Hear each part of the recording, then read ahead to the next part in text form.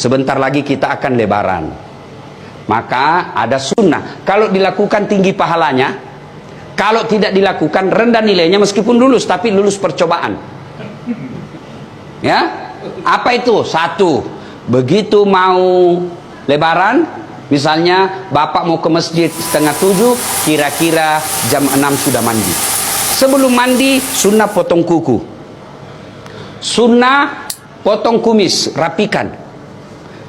Kalau jenggot, berbeda pendapat ulama. Merapikan, hadisnya itu kan pelihara. Pelihara itu ada dua makna. Kalau dia kotor, cukur, itu namanya pelihara. Bukan pelihara itu panjangkan saja, tidak. Kalau dia jelek, apalagi bapak sebagai polisi, berjenggot panjang, jenggot Pancasila yang 17 lembar, lebih rapi kalau bapak cukur sekalian. Sunnah. Cukur rambut, potong kuku, sunnah. Sudah itu mandi. Mandinya bagaimana Ustaz? Mandi seperti mandi junub. Sunnah wudhu dulu. Sudah wudhu, bapak masuk ke kamar mandi, hadap kiblat, ambil timba. Saya niat mandi sholat Aidil Fitri lillahi ta'ala. Bismillahirrahmanirrahim. Kanan dulu 3 kali, kiri 3 kali, baru seluruh anggota tubuh. Ustadz, bagaimana kalau di rumah kita pakai apa itu? Shower, tidak ada timba? Gampang Pak, begini aja Pak. 1, 2, 3, gila lagi. 1. Saya ketawa, saya serius ini Pak. Kan selesai. Nah, sunnah sikat gigi, sunnah pakai sabun, semuanya Pak, cuci bersih-bersih, termasuk alenya beliau yang mulia, bersihkan itu Pak. Sudah, terakhir basuh kaki. Kalau bapak tidak kencing lagi setelah basuh kaki, bapak tidak usah wudhu, sudah itu gantinya. Tapi kalau mau lagi merasa tenang, ndak nyaman rasanya kalau saya tidak wudhu, silahkan wudhu lagi. Sudah wudhu, berpakaian. Sunnah berpakaian yang indah, itu perintah surah Al-Jum'ah. Pakaian yang indah bukan yang mahal.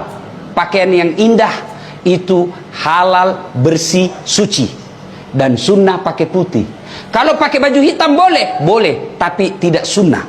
Kalau perempuan disunnahkan memakai baju yang tidak mencolok, supaya tidak menarik perhatiannya suaminya orang. Ya, apalagi kalau suaminya orang sudah lobet, kan ada itu yang tua sekali suaminya, istrinya masih muda. Biasanya ini layangan putus. Nah, itulah sunnahnya. Sunnah perempuan tidak bercorak terlalu terang. Sunnah berikutnya lagi, bapak sunnah memakai parfum. Kalau tidak ada mahal, parfum palsu sekalipun boleh. Kalau hari itu tidak ada sama sekali pengharum ruangan, ambil Pak, semprot. Ya. Sunnah memakai wangi-wangian. Tidak ditentukan parfum, pakai wangi-wangian. Kalau dengan pengharum ruangan sudah wangi, itu sudah sunnah. Ya, obat nyamuk lagi. Obat nyamuk. Sudah, sunnah menuju ke lapang makan dulu. Sunnah, itu bedanya Idul Kurban. Kalau Idul Kurban selesai Aid baru makan. Kalau Idul Fitri makan dulu. Untuk apa? Membuktikan bahwa hari kemarin sudah beda hari ini. Ya, karena kita sudah tidak puasa. Sudah menuju ke lapangan. Kalau dia dekat dan mampu dijangkau jalan kaki, sunnah jalan kaki.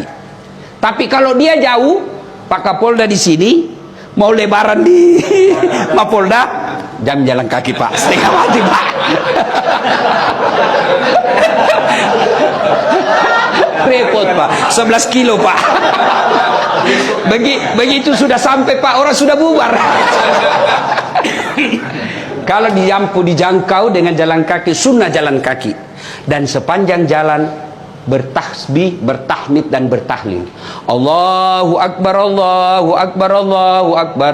La ilaha illallah, wallahu akbar. Allahu Akbar, walillahil hamd. Sampai di lapangan. Karena sunnah itu Pak di lapangan untuk membedakan hari raya dengan Jumat biasa. Maka disunnahkan lapangan. Nah, sampai di lapangan tidak ada sholat qabliyah, tidak ada sholat sunnah, langsung duduk. Sambil duduk memuji-muji Allah, takbir, tahbil, takmid. Allahu Akbar, Allahu Akbar, la ilaha illallah, wallahu akbar, Allahu Akbar, walillahil hamd. Sudah masuk, tiba saatnya sholat. Sholat Idul Fitri, niatnya tidak usah Bapak hafal. Begitu Bapak tinggalkan rumah, sudah ada pasti dalam hati, saya mau sholat Idul Fitri. Itulah niat, tidak mesti dilafazkan. Kalau Bapak mau ambil cara praktis, bilang saja begini, Tuhan, sholat sunnah Idul Fitri ya. Allahu Akbar. Boleh. Sudah takbiratul ihram, Allahu Akbar, belum dihitung. Baru baca subhanallah walhamdulillah wala ilaha illallah wallahu akbar, Allahu Akbar, sampai 7 kali. Nah, sudah baca seterusnya seperti sholat. Kalau tidak hafal itu, diam saja, ikuti imam. Selesai. Kemudian Idul Fitri ada khutbah, wajib diikuti khutbah. Banyak orang selesai sholat dia pulang, itu sama hukumnya dia sholat duhur cuma 2 rakaat. Jadi sempurnakan dengan mendengar khutbah. Selesai khutbah berdiri, kita berjabat tangan saling mendoakan. Minimal doanya taqabbalallahu minna wa minkum, taqabbal ya karim. Baru salawat Allahumma salli ala sayyidina Muhammad wa ala ali sayyidina Muhammad. Kemudian jangan lupa kantong isi uang baru. Isi uang baru Pak. Mau uang 5.000, uang 20.000, sepanjang jalan Bapak bersedekah. Cari orang-orang susah. Tujuannya apa? Tidak boleh pada hari raya ada orang tidak bergembira gara-gara tidak ada uangnya. Gembirakan mereka. Lalu pulang, sunnah beda jalan pergi, beda juga jalan pulang.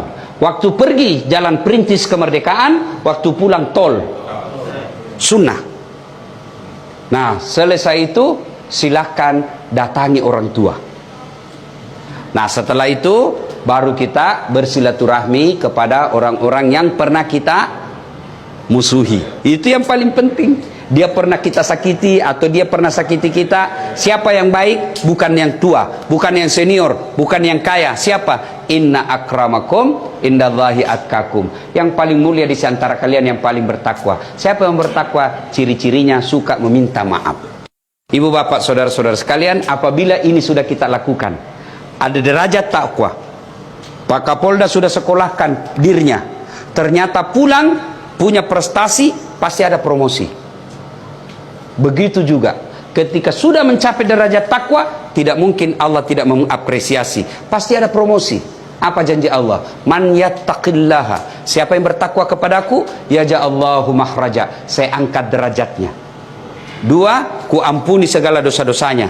3, aku bukakan pintu rezeki dari jalan yang dia tidak sangka-sangka. Demikian, lebih dan kurangnya mohon dimaafkan. Assalamualaikum warahmatullahi wabarakatuh.